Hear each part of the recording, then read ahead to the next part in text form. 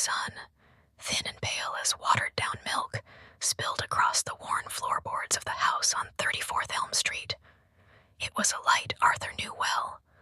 It no longer held the vibrant golden promise it once did when Eleanor was there to greet it with him, her hand in his, a shared smile over the rim of their coffee mugs. Now, it simply served to illuminate the dust motes dancing in the profound silence of the empty rooms. Arthur sat up in bed, the familiar ache in his lower back a dull, constant companion.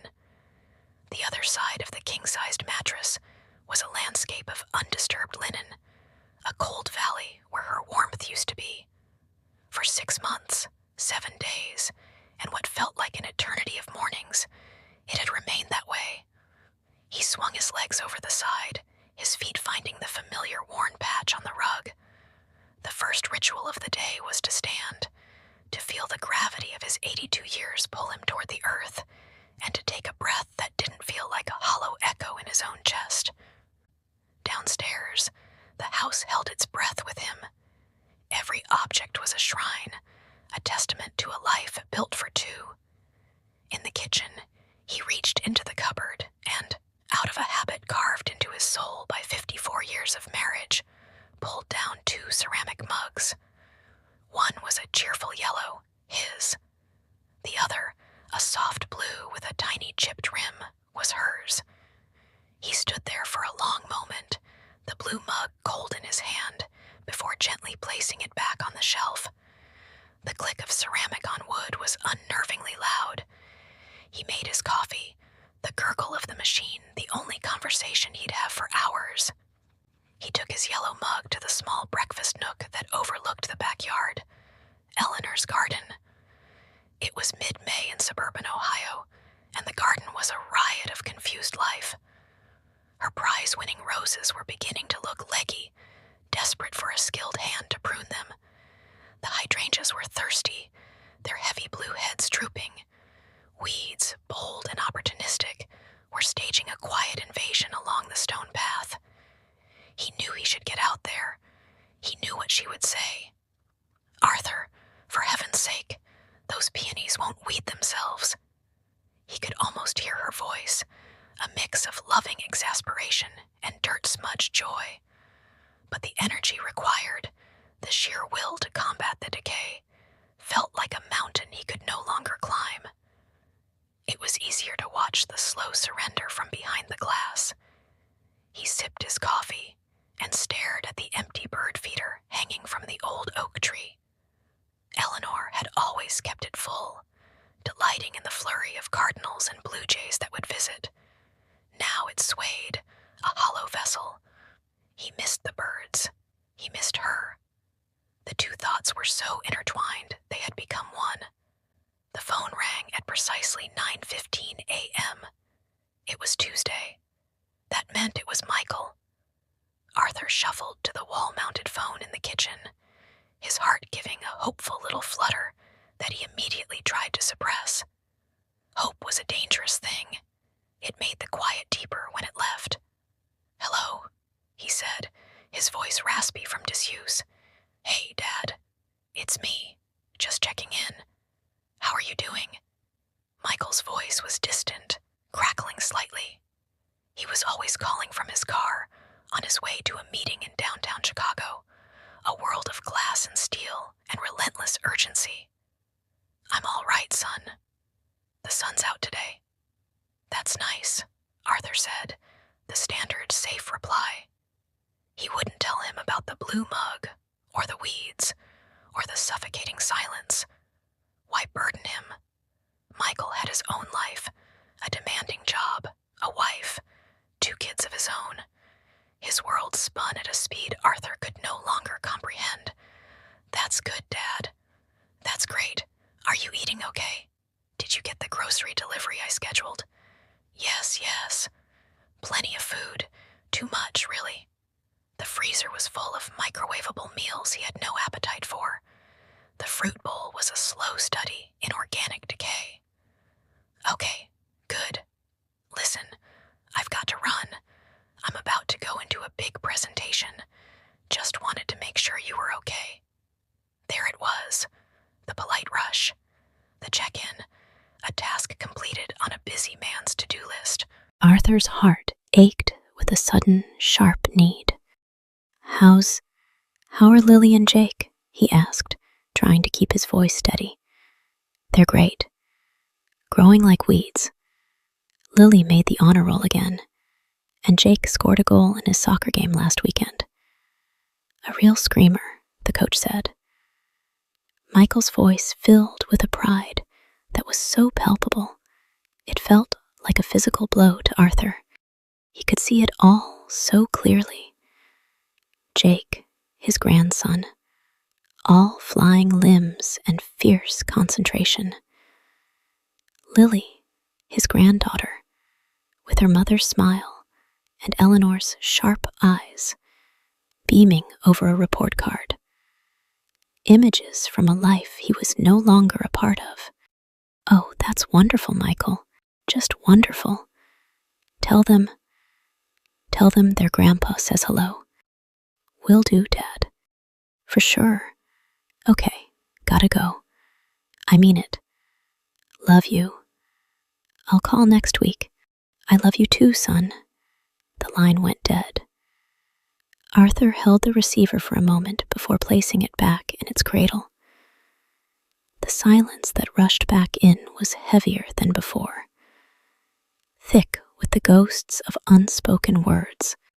He had wanted to ask if they might visit. Summer was coming.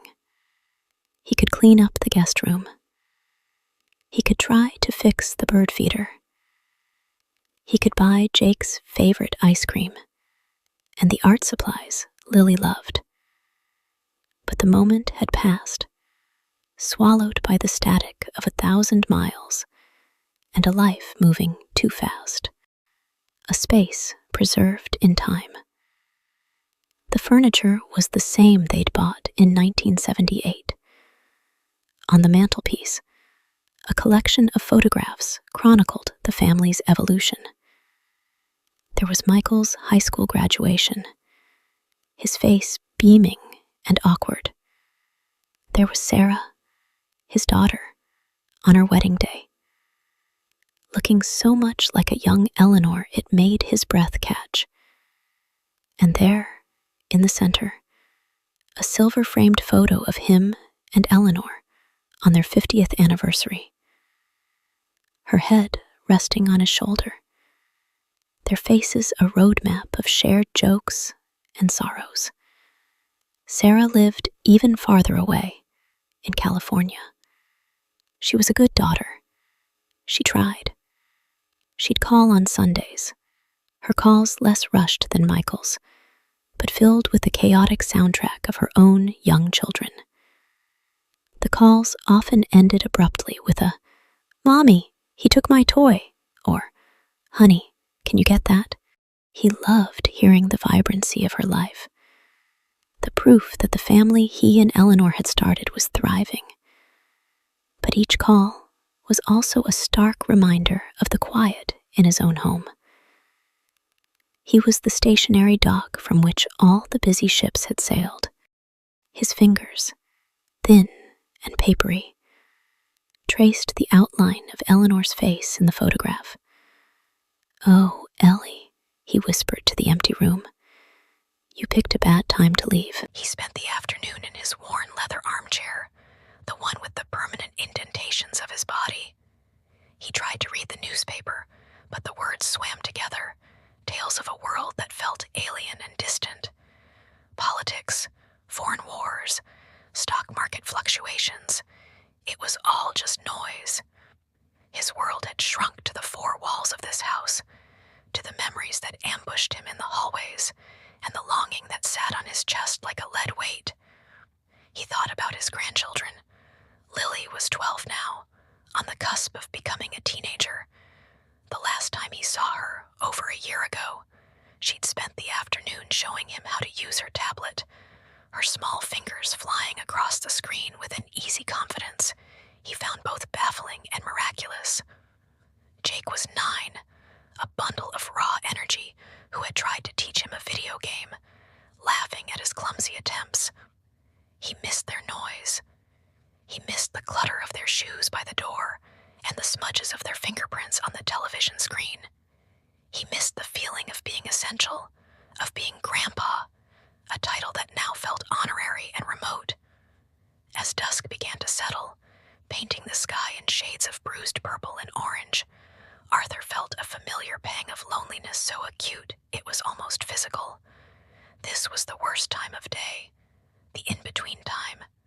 Too late for afternoon chores, too early for the grim ritual of a solitary dinner.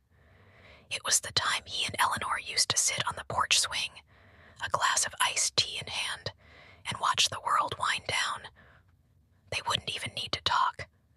Theirs was a comfortable silence, woven from decades of understanding. The silence he lived in now was different. It was a hollow, hungry thing. He pushed himself out of the chair, his joints protesting. He decided, on a whim he couldn't explain, to go up to the attic. He hadn't been up there in years. It was Eleanor's domain, a carefully organized library of their past lives. Christmas decorations, baby clothes, old records, and boxes upon boxes of photographs. The pull-down stairs groaned in protest as he lowered them. He slowly, carefully, climbed into the stuffy, warm air of the attic, the smell of old paper and cedar filling his lungs. Sunlight streamed weakly through a single dusty window at the far end, illuminating a world of forgotten treasures. He navigated his way through stacks of boxes, his hand trailing along a tower of old board games. The game of life, Monopoly, Clue, games they'd played with the kids on rainy Sunday afternoons, the sound of laughter and playful arguments filling the house. He found a box simply labeled Photos Pre-Kids. He pried open the cardboard flaps. On top lay a stack of black and white pictures, their edges curled with age. And there she was, Eleanor, not the gentle silver-haired woman from his recent memory, but Eleanor at 20, standing on a beach, wind whipping through her dark hair, her smile wide and fearless. He picked up the photograph, his thumb stroking the glossy surface. He remembered that day. It was their first real vacation, a trip to Cape Cod. They had spent all their savings on a tiny, drafty cottage and had never been happier. They felt they had their whole lives ahead of them, and they did.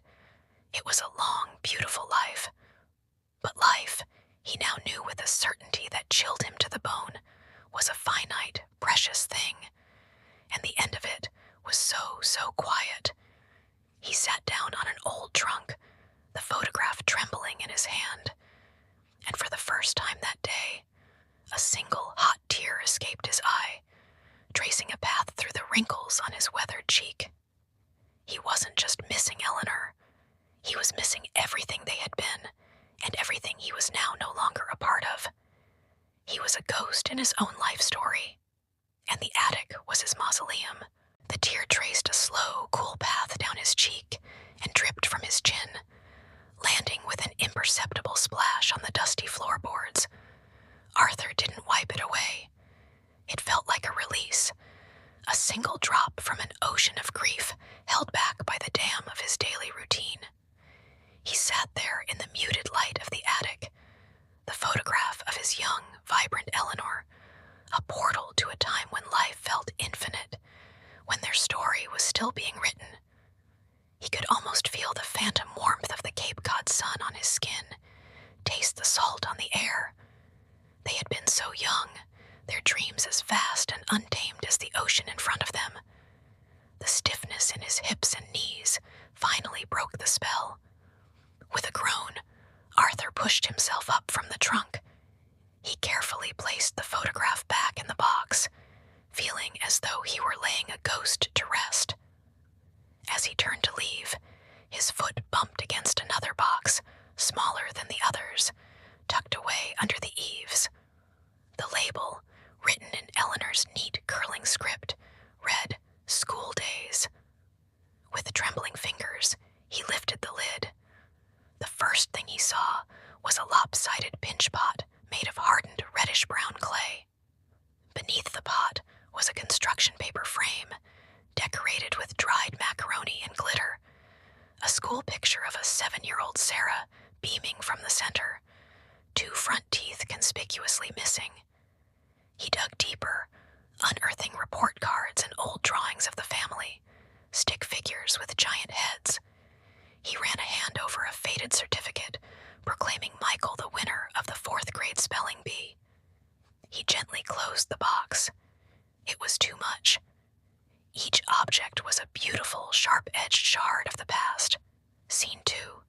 He pushed the box back under the eaves, took one last look at the silent, ordered history of his life with Eleanor, and pulled the attic door shut, plunging the space back into darkness.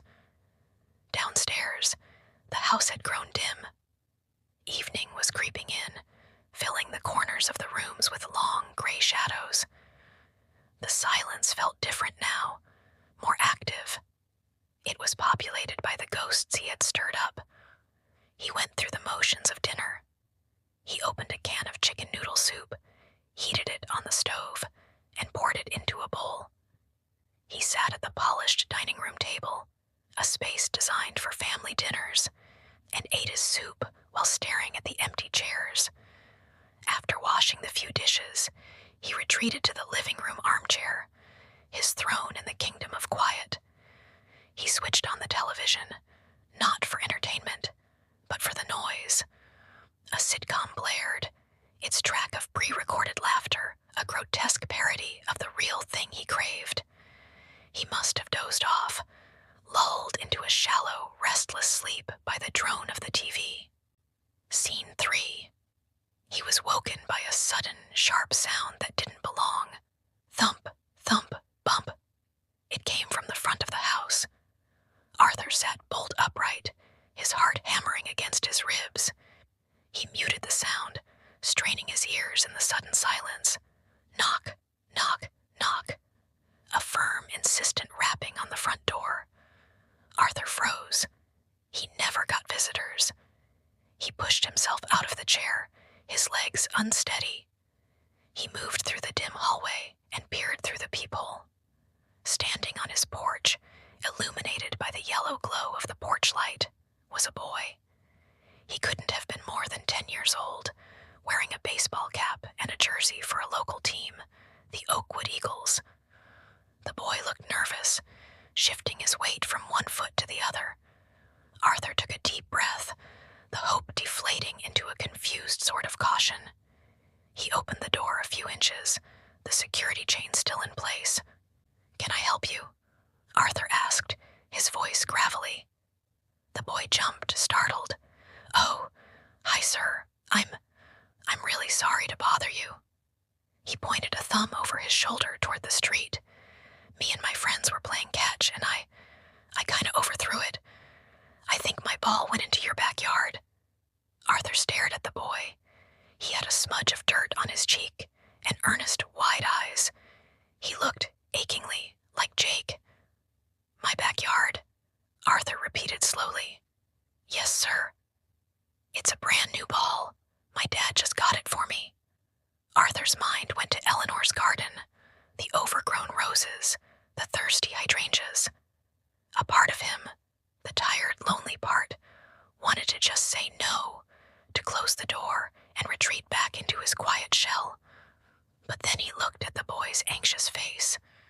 This boy was a grandson.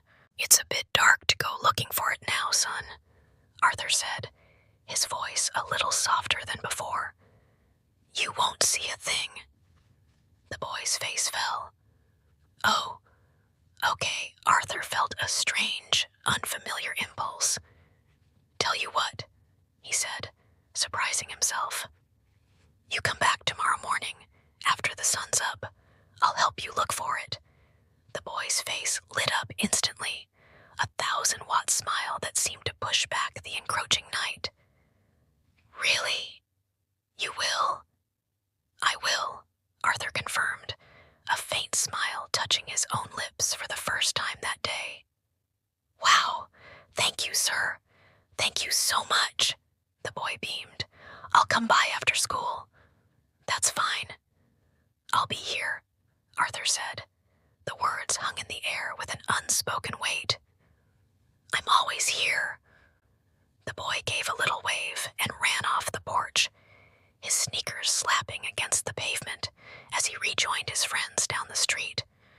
Arthur watched him go until he was just a silhouette under a streetlight.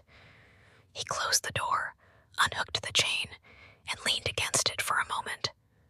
The house was just as silent as it had been 5 minutes before. Nothing had fundamentally changed. And yet, something had shifted. A small, unexpected stone had been tossed